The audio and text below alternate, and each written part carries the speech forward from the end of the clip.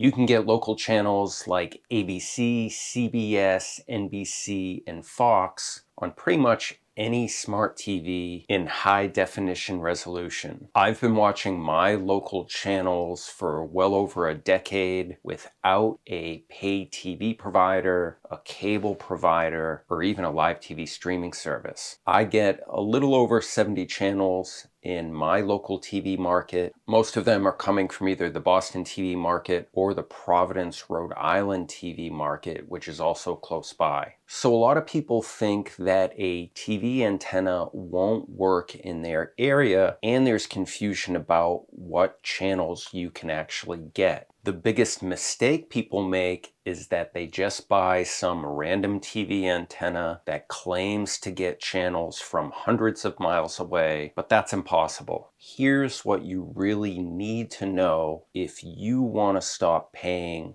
for access to your local channels. If you live within the US, then you probably live within one of the 210 TV markets that are designed to give you free access to local broadcast channels like ABC, Fox, NBC, and CBS. These channels are available to approximately 97% of US households. The only live TV channels that you need to pay for are cable networks, and now you can use smaller streaming bundles like ESPN Unlimited or Philo. So you can use a free antenna reception map tool. I will leave a few links below. A lot of these tools work the same. You punch in your zip code and then you will get an estimate of local broadcast towers that are in your area. These tools give you the basics of what you need to know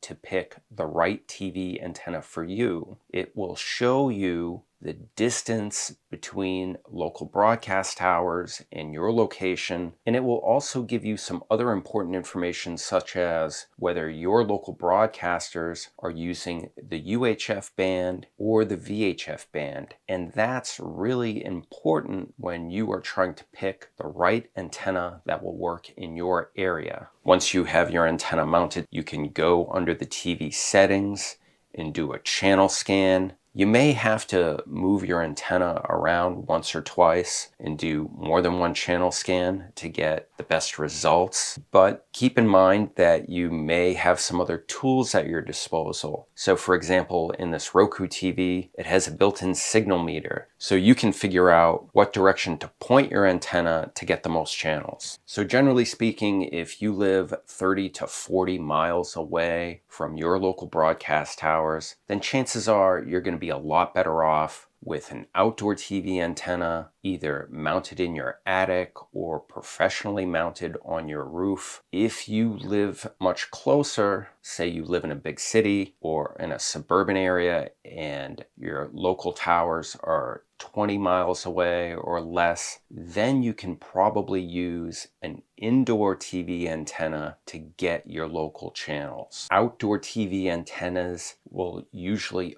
always outperform indoor antennas because they have larger elements and they are elevated higher from the ground so you can get more channels. If you're in a situation where you need an antenna that gets both UHF and VHF signals, you shouldn't think that you need a large outdoor antenna all the time. You can try a very basic pair of rabbit ears. So the key point is this: you don't have to pay for your local channels every month. TV antennas still work in most parts of the country. Over at Antenna Land, I have a free guide giving you the information you need to figure out what kind of TV antenna will work in your local area. You can also use the search bar on the site if you want to find the cheapest way to stream cable channels like ESPN or Big Ten Network. You can get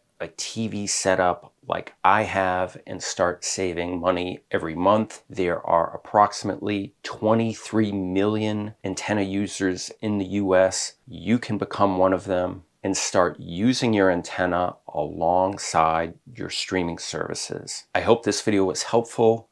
Thanks so much for watching, and I'll see you next time.